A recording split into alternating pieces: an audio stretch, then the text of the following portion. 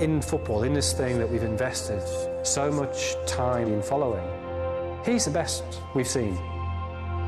And to know that that might be ending, this might be the last time you see him, I think that's almost unimaginable. He's the best player in the history. One thing missing from him was the World Cup. This was it, really, for him. He knew that it was probably the last big shot at the World Cup.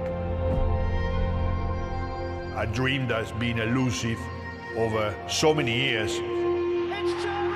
Another night for the world's best individual to shine. Argentina are out.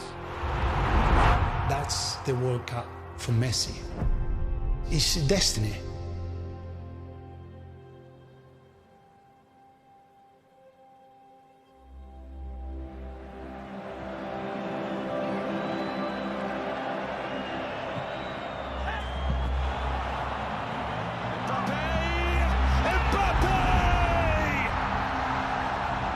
Watch our world, there's a new number 10.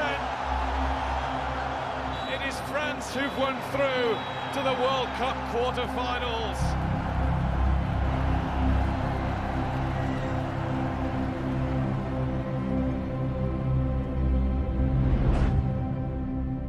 In terms of delivering a World Cup, the Football Association had a single objective: find a manager that could work with Messi.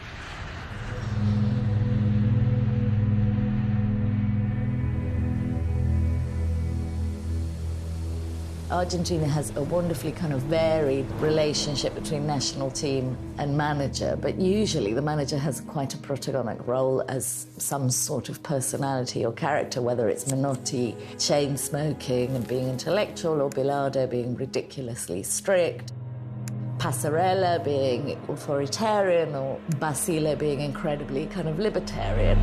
But Scaloni, it's almost like we didn't really know that much about him when he arrived. Most people were furious and against his appointment because it felt like that job should go to a character. And it just went to, you know, a guy who was sort of anonymous.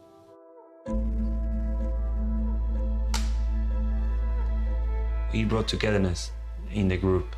That's the hardest part to manage Argentina, because you always are going to have talented players. It's how to manage them. It's like having a Ferrari, and if you don't know how to drive it, then you're going to crash in every corner. That's the only explanation that I can give to Scaloni. He knows exactly how to drive a Ferrari.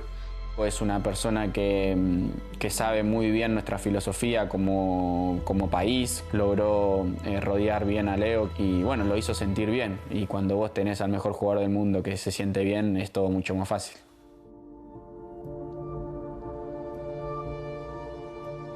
O nuestra selección venía por ahí mal llamado de pensar que porque tenemos al mejor jugador del mundo tenés que ganar todo. Y el fútbol es un juego realmente de equipo. En un momento muy difícil, la dirección técnica de la selección mayor, y ahí nos dio la posibilidad de poder realmente ver que en él teníamos el técnico de la selección argentina que todos queríamos y que soñábamos.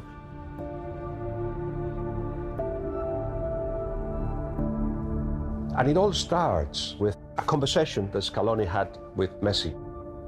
What do you want to do? What kind of player should we have? What would it work for you? I think it could be this, but what do you think? And it was an equal conversation. And you have to do that when you've got the best player in the world. You have to do that.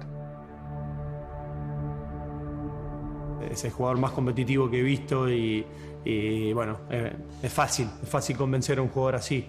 Y más sabiendo que tiene detrás un grupo de jugadores que dejarían todo porque él gane, ¿no?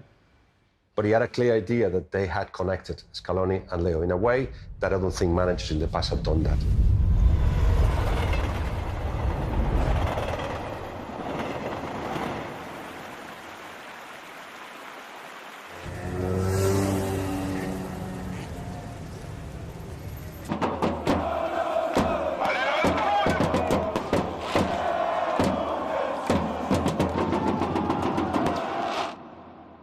That has the whole football world talking. It was a very complex day. 3 days, 4 days earlier, he was crying. He didn't want to leave Barcelona. You could sense that he was a little bit out of place. The psychological effects of a change like that are huge.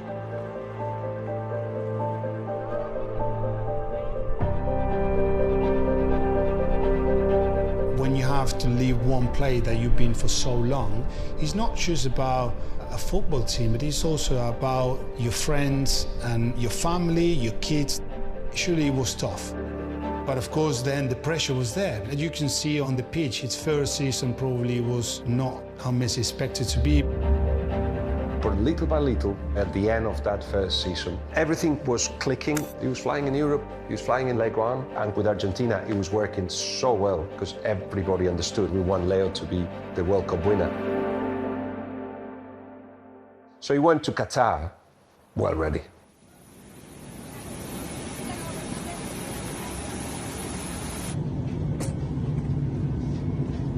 Sonríe, loco, lo estamos firmando. Sonrían, sonrían. Lo estamos filmando. Sonrían. Hola, papi. Heading into Qatar, it's the first time for a long time I think Argentina got into a World Cup as either favourites or second favourites. Hola, mi rey. And they're on this 36-game unbeaten run. They'd won the Copa America the previous year, and that was hugely significant because they hadn't won a senior tournament since 1993. The curse was lifted.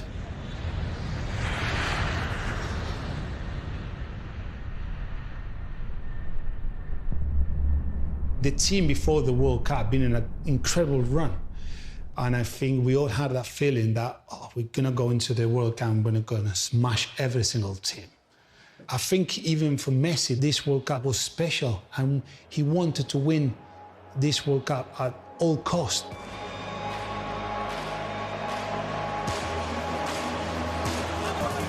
Like, no, I want to leave everything on the pitch. I want to carry this team to the final again. I cannot miss that chance. In his own words, Lionel Messi begins the journey to win the World Cup at the fifth and final time of asking. It was like the last chance, the last dance about the World Cup. So I think that Messi was feeling like confidence. He know what he wants.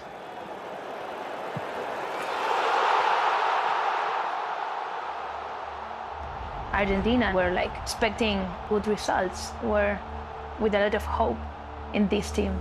They thought that this could be the chance. Argentina in control, in the lead, courtesy of a Lionel Messi penalty. Saudi Arabia looked like an ideal team to kick off the campaigning style. But we got nervous. The players started to panic. Al-Malki's ball through.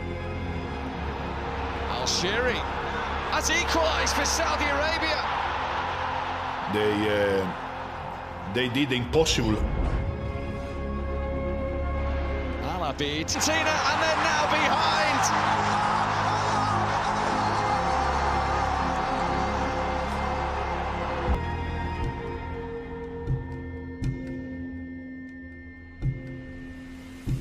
You know, in a boxing match, they knock you out. And we couldn't react. We lost the fight. It was an extraordinary match, really. Saudi Arabia had some incredible energy and were absolutely kicking lumps out of the Argentinian players right throughout, including Messi. And, you know, what did they have? About 3 shots, I think, in the whole game, but managed an incredible victory. It's one of the World Cup all-time shocks. After the game, we were all in shock. The players were in shock. Argentina got to Qatar without conceding many goals. And suddenly we conceded 2 against, the Saudis. Totally shell-shocked. This is one of the greatest World Cup shocks in history. For those fans in the white and blue of Argentina, total disbelief.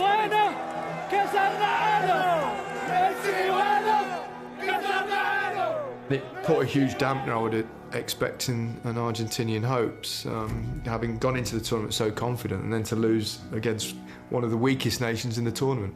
It meant to be easy, you know, it meant to be like just carry on what we were doing. It was the hardest night of my life after that. I couldn't sleep. I was afraid of getting knocked out in my first World Cup. I was afraid of why it's happening. I think we all needed like feet on the ground, lads, you know, like this is the World Cup, anything can happen. Then I saw Leo coming out and speaking to every single broadcaster. Stop everywhere. Repeating the same sentence. Stick with us. We bet on this. We're not gonna let you down. Stick with us. We bet on this. We're not gonna let you down. Stick with us. We bet on this. We're not gonna let you down. Wow, I said, wow. When things didn't go our way in the past, Leo will look sad and look down. But this time was a different Leo, you know? He was the first one to believe. One of the main strengths of that team is how they came through those moments. After that, Scaloni gave a press conference saying, look, it's only a game. My brother's been calling, weeping, everyone's weeping, and really, we all need to kind of turn it down a notch.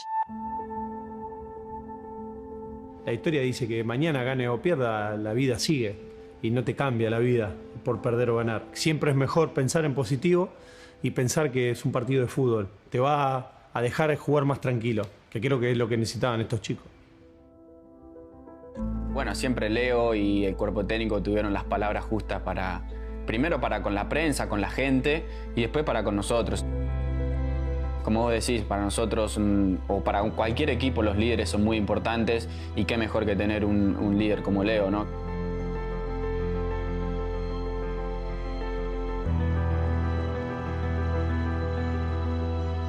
Lo único que hizo fue necesitar ganar los siguientes dos partidos.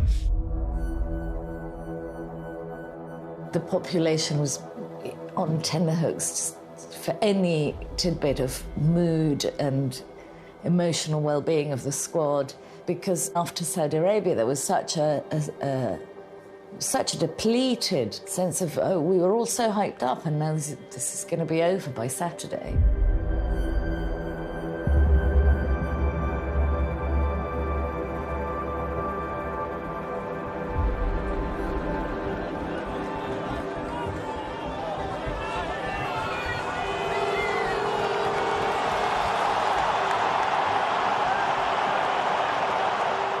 I think in an odd way, the defeat to Saudi Arabia actually did them good. And I think maybe if you do go unbeaten for that long, you do... Complacency is maybe the wrong word, but you lose a bit of the hardness that you need. And obviously, if you've gone 36 games unbeaten, you don't want to change too much. But what it allowed Scaloni to do, after that game, he had to change stuff. And he could bring in McAllister and Alvarez and Fernandez, 3 players in their early 20s, who hadn't been there at the beginning of the run. And the 3 of them were all absolutely critical in terms of getting them on the right tracks. Scaloni was very proactive to change 2-3 players to go into this must-win game. One mistake and you go home. Every minute could have been the last minute. This reflected in an incredible sense that it was all or nothing. We lose, we out.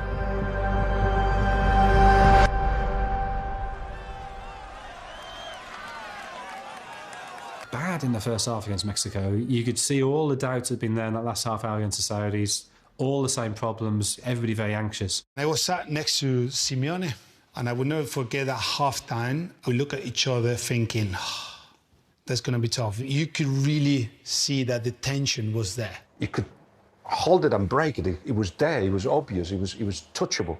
It was such a poor performance that you thought, it's too young a team, maybe they just don't know how to deal with this pressure. Creo que fue un momento bastante importante del Mundial. I'm sure that we're going to win, but you need to wait for someone to get in the ball and produce a moment of magic. The World Cup turns on Messi getting half a yard of space, if that. He has to do it. There's nobody else to do it. It was a moment of relief. Like celebrating like I was playing again. Suddenly, the weight is lifted. The threat of going out in the group stage is lifted. And I think this time the supporting cast, particularly the 3 younger players, McAllister, Alvarez and Fernandez, were able to step up and support him. Scaloni, he understood that this could be Messi's last World Cup. So I need a group of players surrounded Messi Every one of them has to work 120% for Messi, because when he's on the ball, he has to make the difference for that. I think he was really clever on that. They were running almost twice as much for Messi.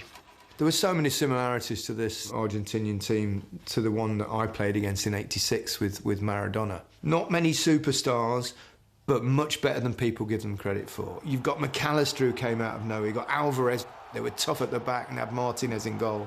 So I think the young players had to step up, and their work ethic was exemplary. It shouldn't take that long to realise that when you've got a genius, you've got to treat him differently. But in football, there is big egos. And the guys that you take into the national side are the geniuses of their teams.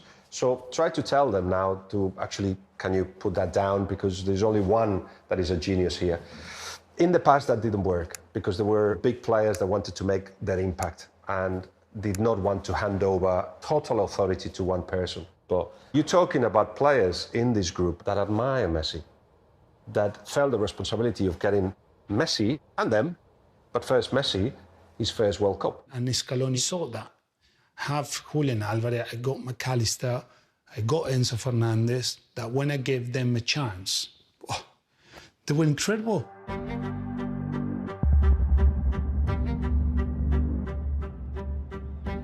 The eyes of the world firmly fixed on Lionel Messi. He carries his country's hopes of progression again. Destiny denies Lionel Messi. Against Poland, when Messi misses the penalty, it's fine. He was in such a perfect mental state that once Mexico was won, it's like, we're going to be fine. And he felt in that game that it was when the youngsters kind of stood up and said, we can be counted. Y sobre todo el desparpajo, la caradurez que tienen futbolística, la personalidad que tienen, no importarle el ambiente que se está jugando, y eso para nosotros fue clave. Who would have thought a Brighton player would be a key player in the World Cup? Nobody in England, nobody in Argentina. Probably not McAllister himself. La verdad que llegué físicamente y mentalmente en un momento muy bueno de mi carrera, con mucha confianza.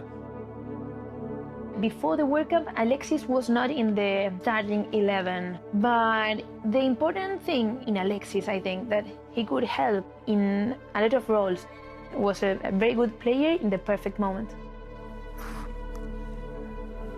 He's a complete midfielder. He was doing everything for that team. The link up with Messi, Enzo, Alexis was incredible with Di Maria. Like they've been playing together for, I don't know, 5, 6 years. Le sumó algo que hasta ese momento no conocíamos, que era que no le quemaba la pelota, que no le importaba la situación que estaba jugando y que en el momento del partido iba a jugar como si estuviera jugando en su casa. Que ellos me liberen para poder estar con mi selección fue muy importante para mí. Y obviamente sabemos la historia, sabemos que estuvo cerca de jugar esa copa, sobre todo en los momentos finales donde la lista no se sabía si estaba o no estaba, entonces me pidió más que nada que en ese momento deje todo para poder estar, porque estar en un mundial es algo único. Quizás todo pasó muy rápido y era algo que no lo esperaba. Para mí es una oportunidad muy grande el haber podido jugar una Copa del Mundo, ¿no?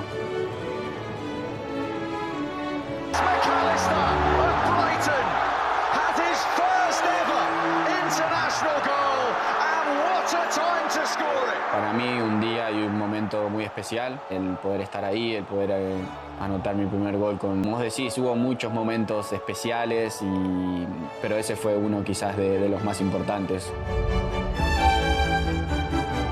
The team was not Messi dependent. We had other options.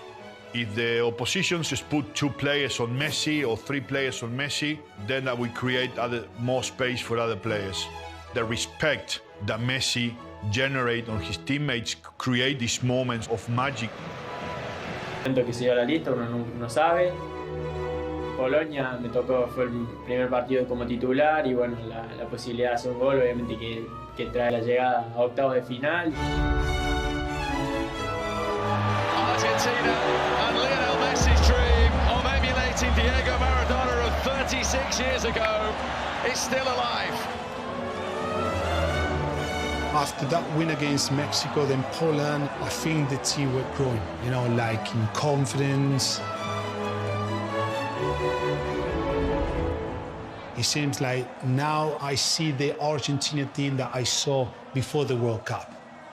I don't know if I can explain what happened with this team. I think that sometimes some magical things happen, you know, about people that are there. And I think that Scaloni was one of the most important keys of this team. He understands that it was very important, the human part, the family spirit that he creates.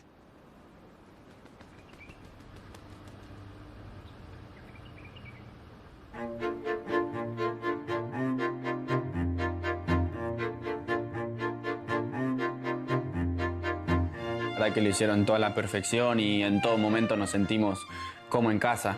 Las cartas de truco, había de todo, la verdad que más que nada pasamos, sí, el mate, llevaron hasta carne argentina. I think for all Argentinian people, if you have mate, truco, and beautiful barbecue, you're so happy. You don't need more. You don't need more in life. And I think these three things is something that for us is like a religion. Y nada, pasábamos el tiempo así. We used to love the barbecues. There was much press coverage on the amazing amounts of Argentinian meat that were flown over, 2,000 kilograms of meat. With 6-7 barbecues.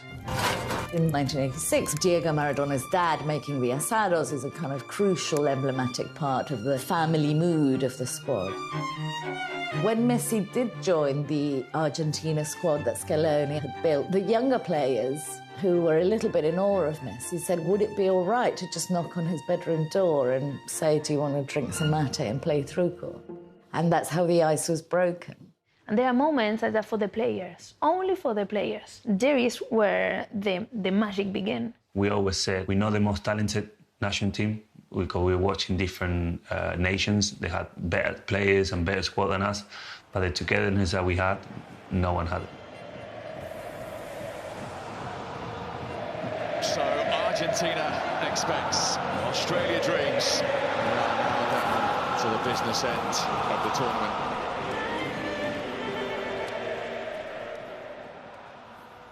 And it's a different competition. The stakes are much higher, the jeopardy is much greater, the pressure builds. But that's when the great players come to the fore. That's when you find out who's world class, who's going to stand up.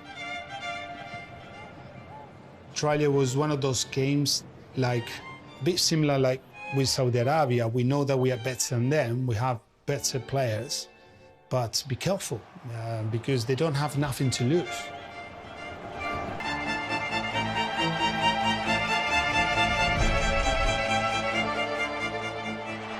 And the two-time winners are into the quarter-finals. In a country with 140% inflation a year, we bring 70,000 people to Qatar. I don't know how, but everybody gets to the World Cups. People mortgage houses, sell assets, get loans, all sorts of things to be there.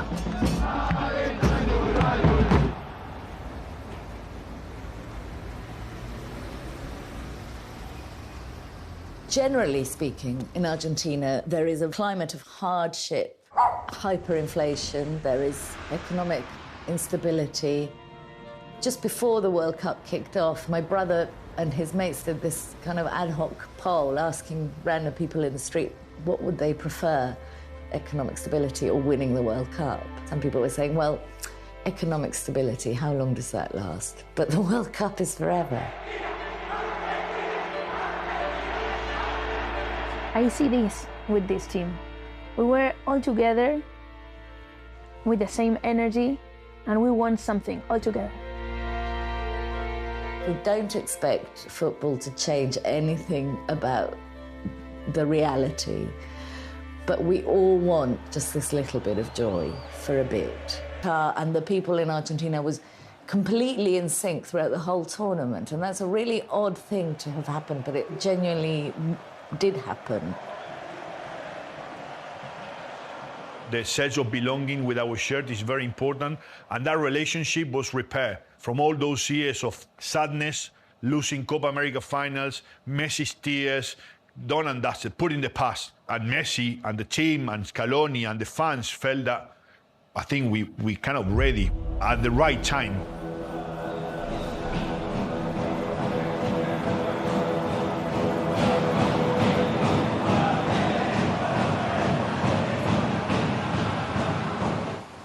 The country, the fans, the players went on this emotional journey. And against the Netherlands, which was a quarter-finals, it was a huge release of pent-up anxiety, hope, dreams.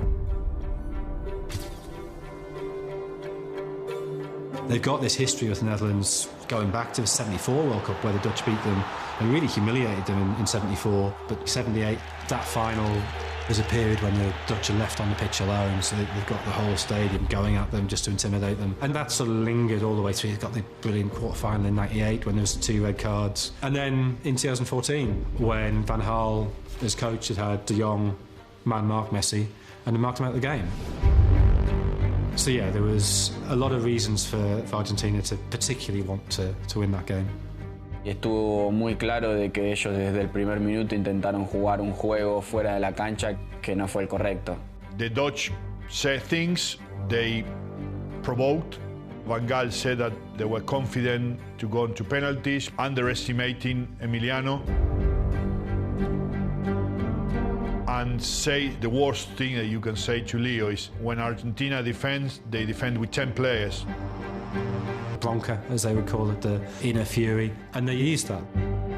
It fired me up, certainly did, even to Messi as well. El atacar a Leo, el atacar a Diu, esos son cosas que con los argentinos. And Leo answered on the pitch. In 2014, you could mark him out of the game because he played a much more orthodox role. By 2022, he was barely involved. He was this sort of sprite existing on the periphery. You can mark a man, you can't mark a ghost.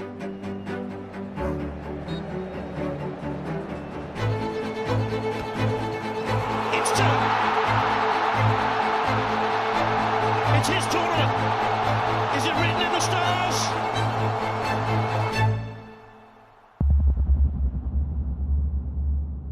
He celebrates a goal with this gesture, which is a very symbolic goal celebration. He played the ears to Van Gaal, you know. I can't hear you. What were you saying? Say it again. In Argentina, you recognize it as being first manifested by Riquelme. There is an edge to Messi. Leo speaks to Riquelme a lot, and Riquelme still felt badly treated by Louis van Gaal in his time at Barcelona. That was not forgotten. All that is playing in the mind of Leo Messi. It just kind of grew, the whole net of footballing references that were being suddenly evoked on that one game. It looked like it was going to be a mundane kind of 2-0 victory. And then in the last few minutes, it just turned. That's a good ball in, and a very, very good header. The Dutch are back in it. They panicked a little bit, Argentina. Do or die now for the Netherlands. The last free kick, I was next to Ferdinand. I was so nervous because last free kick, you know, let's not consider. And I will never forget Ferdinand filming that free kick. He scores it, his place is going to go below. Takes it. Oh my God! Sava! I couldn't believe it. Sorry, man, I'm sorry. I didn't know what to do. I just went to the toilet. And then it got really intense, didn't it? There was so much aggression out there. Paredes just kicking the ball to the bench of Holland.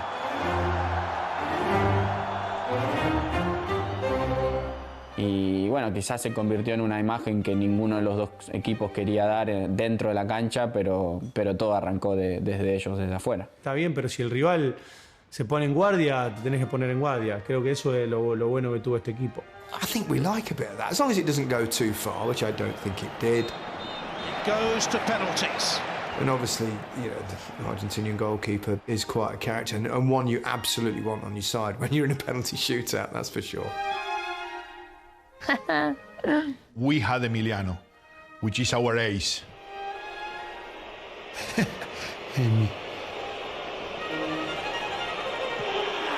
It's very difficult to explain what the people feel with him, you know? Goalkeepers, they have their own personality. They're different to the rest. He learned straight in Stoke on a Wednesday night, like they say in England, because it's true. Emiliano was sent on loan everywhere, and he became an icon. He can take the pressure and enjoy it. Oh, it's saved again! That's an amazing piece of goalkeeping. Well, still having goosebumps.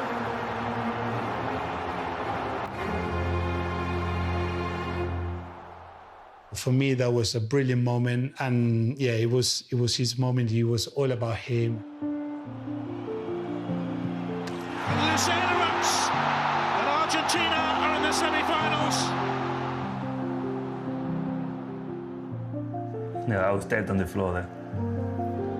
Someone hacked me and said, "Oh, I can't believe you just done it again. You saved us again." And then when I look up, it was Leo. Now, just that picture I always have in my heart.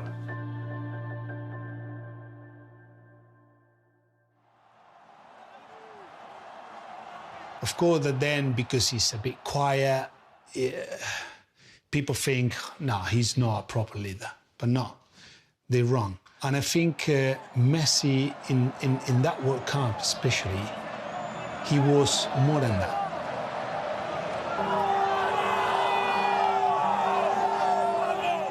What we haven't seen before from Messi is those kind of maybe reactions on the pitch. He was always a bit angry.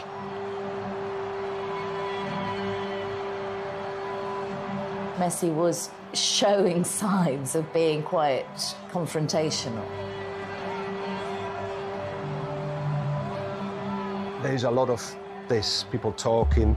He goes and talks to Van Gaal and Davids, saying, you've been talking too much, you've been talking too much. It's like, I'm looking at him and I know other people close to him, it's like, wow, Leo, you know.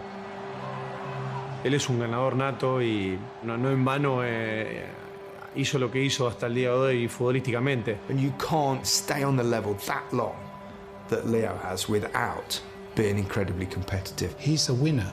He's a winner. And then in the tunnel on the way to the changing rooms where he's doing his Argentinian TV post-match, the number 19, as he calls him, walks by and Messi interrupts the live bit to say, anda pa' allá, bobo. Mira, bobo. ¿Qué mira, bobo? You go away, you fool, you know. Anda pa' allá, bobo. Oh, you silly. Go away, bobo. Anda pa' allá, bobo. Anda pa' allá. Tranquilo, Leo. Rosario boy style. Within hours, there were T-shirts, mugs, fridge magnets. Anda pa' allá, bobo. Anda pa' allá. Y bueno, quizás un poco lo que la gente le pedía a Leo, ¿no? No tenía la actitud que ellos querían o que ellos veían de Maradona. Suddenly everyone among the press there were texting and writing, has Messi been taken over by the spirit of Maradona? At last, finally, Maradona speaks through Messi, and my epiphany was thinking, no. Maradona would have invented especially obscene and offensive insults specifically for the number 19. It's very mild, bobo. It's the kind of thing someone's grandmother might say. But for Argentina, that was a sign. That thing that was missing, why they couldn't fully fall in love with Messi. By seeing that, it was like, yeah, he's one of ours. We are more aggressive probably than the team that he had before in the national team. So he probably becoming a little bit like us, you know, that bad boy. By the time the Qatar World Cup kicked off, Messi was incredibly comfortable being Messi. For many years, there was enormous pressure on him to perform or be or behave to the expectations of some nebulous demand to be more Argentinian, to be more passionate, to be more like Maradona. But he broke free, whether it's Maradona dying or him being able to leave Barcelona and see that the world didn't stop. Something shifted that liberated him. You can be the best player in the world, But unless you link somehow to your kid, to the dreams that he had, it just doesn't fully work.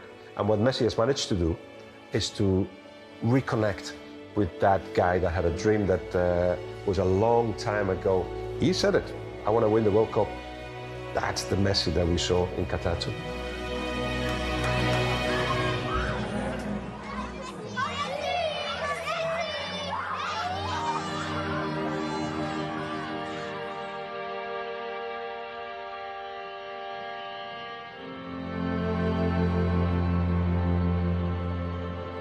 He must have realised that the clock's ticking. He must have known that, actually, if I'm going to do this, I've got to do it. And that was the thing about watching Messi at this World Cup. Every game that I saw him, you're thinking, is this the last time I see him?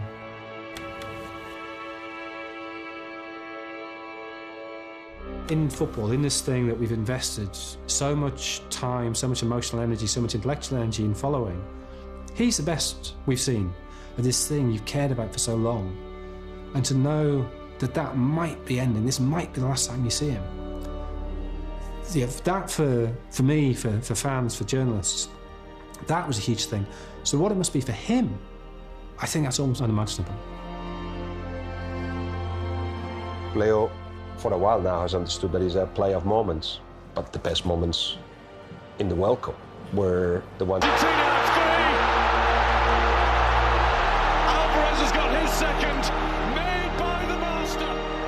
He knows he's not going to pick it one pace, but how can he?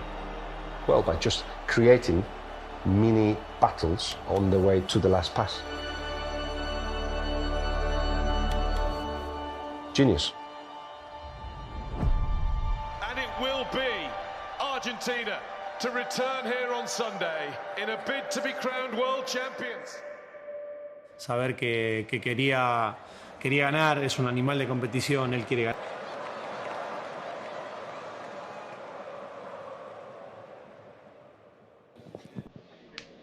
Lo último que te voy a decir no es una pregunta, sino solamente te quiero decir, se viene una final del mundo y si bien todos queremos ganar la Copa, quiero decirte que más allá del resultado, hay algo que no te va a sacar nadie. Atravesaste, marcaste la vida de todos y es eso que para mí es más grande que cualquier Copa del mundo y eso no te lo va a sacar nadie. Es un agradecimiento por un momento de felicidad tan grande que le hiciste vivir a tanta gente, ya lo tenés, así que gracias, capitán. Muchísimas gracias, que lo sentí durante todo este tiempo, el cariño de la gente, que este grupo fue un ejemplo del principio a fin y ojalá se nos dé, ¿no? Pero el fútbol puede pasar de todo. Bueno, muchas gracias. Dale, lo mejor. Yeah. Amazing, it was like magical. The World Cup, football, he's a so big passion since I was a child. And to have the opportunity to be next to him in that, I want to say to him that it was enough. It's gonna be an amazing story without winning too. He already did something for our country, so powerful, so powerful. He's like an example for all the child in Argentina.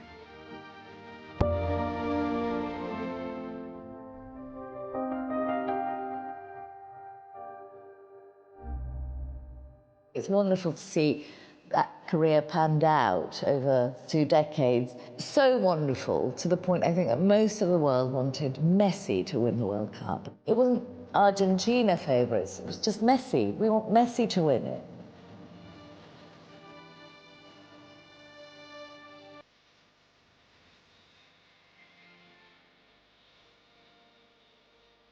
We all knew that's the World Cup for Messi. It's destiny.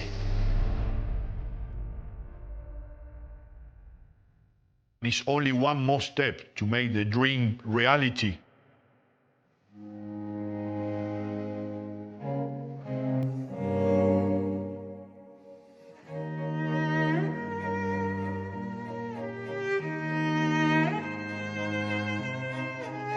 Messi has found the perfect mental state to win a World Cup.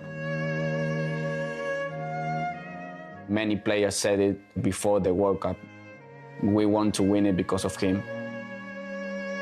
Todos sabemos lo que hizo, lo que hace, lo que significa para el fútbol a nivel mundial. I went into the game super confident, we were dancing and singing on the bus on the way to the stadium. Y el momento final, bueno, fue un momento inigualable, único. Es un momento que para mí va a quedar para siempre.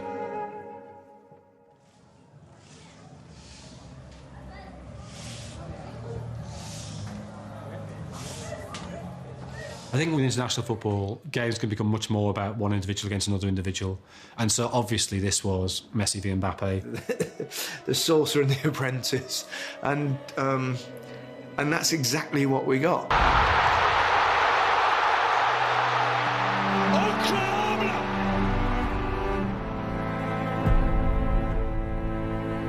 You're thinking then, Messi's blown his own World Cup final. 2-2. But again, you could see the players' faces. Y nada, era seguir, la mentalidad de seguir porque era la final y había que continuar, que no terminaba el partido ahí. Después cuando me tocó salir, desde el banco, desde afuera, se sufre mucho más. And then the extra time, I think, was the best extra time I've ever seen. It was just madness.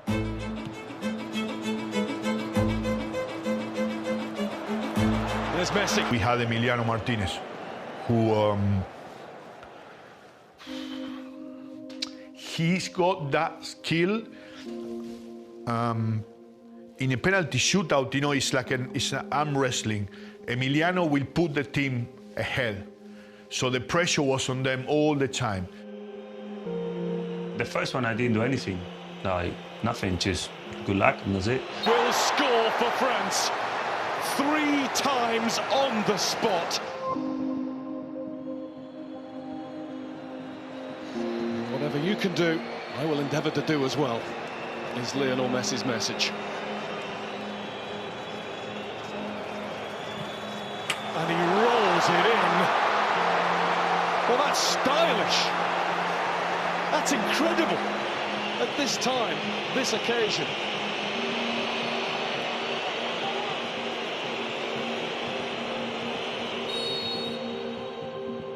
The next one is the one, Martinez!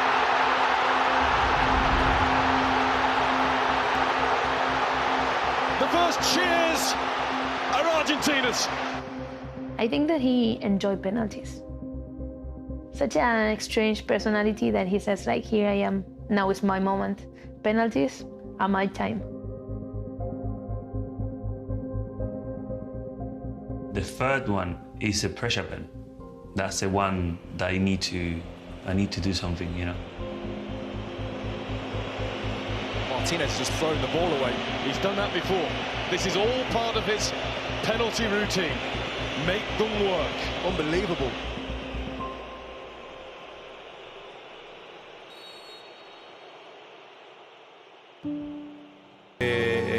Llorar de alegría. Para mí fue espectador de lujo estar sentado en el banco y verlos a ellos. I cried a little bit. It was mad.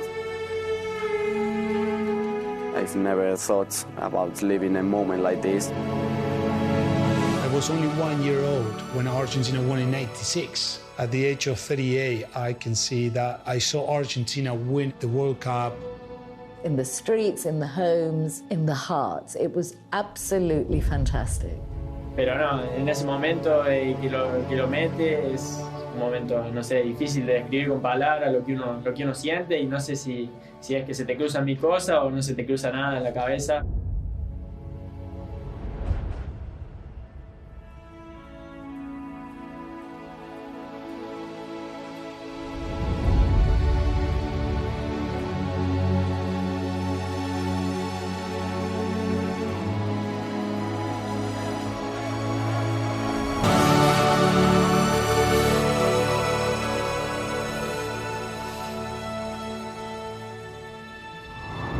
We were waiting this moment that Messi has that trophy in his hands.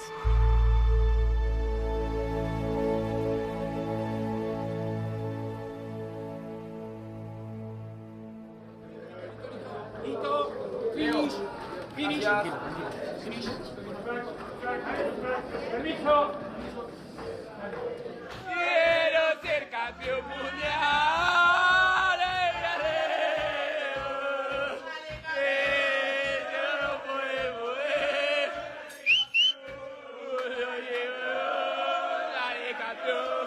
Dale campeón, dale campeón, dale campeón, dale campeón, dale campeón, dale campeón, dale campeón.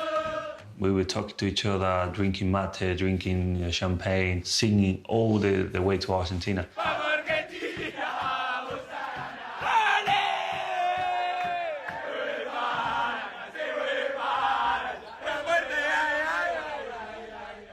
It was just happiness, you know, and everyone enjoyed it.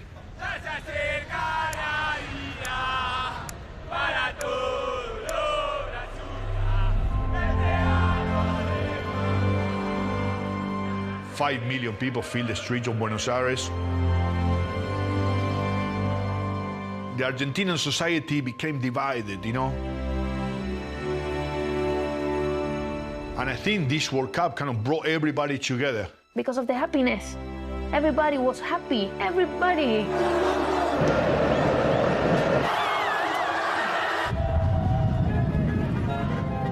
When do you think that happened in your life, in your country? With what? In my country, with a World Cup. Everyone is happy. It's like that, I swear. Seeing in front and you see like ants, you know, white and blue ants. And you can see people on top of the trees, and it's just lovely, lovely. We are crazy about football, so imagine a celebration like that in Buenos Aires. It's been real chaos.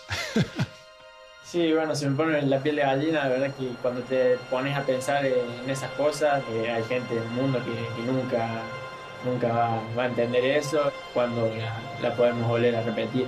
Argentina's never had a moment like that.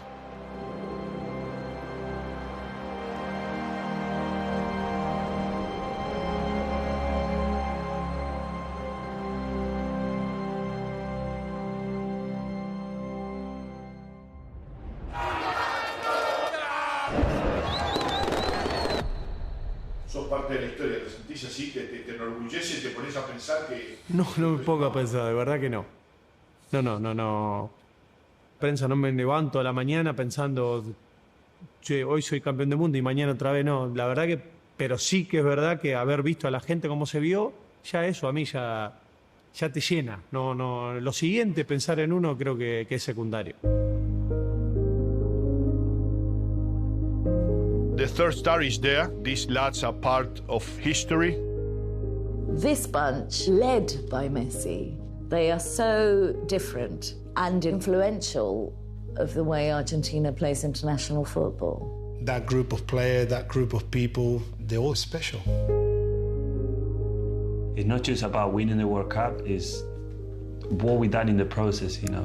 Beating the champions in the Copa America after 28 years, beating the champions of Europe at Wembley in a good style of football, and beating the World Cup champions in Qatar after losing the first game. It will be down to one of the best World Cups ever. It's mad to think that I'm a World Cup champion, that I won the World Cup alongside Messi. The light shone on him just performing. Whatever has happened in that final, or even in the tournament, for me, Messi's now indisputable.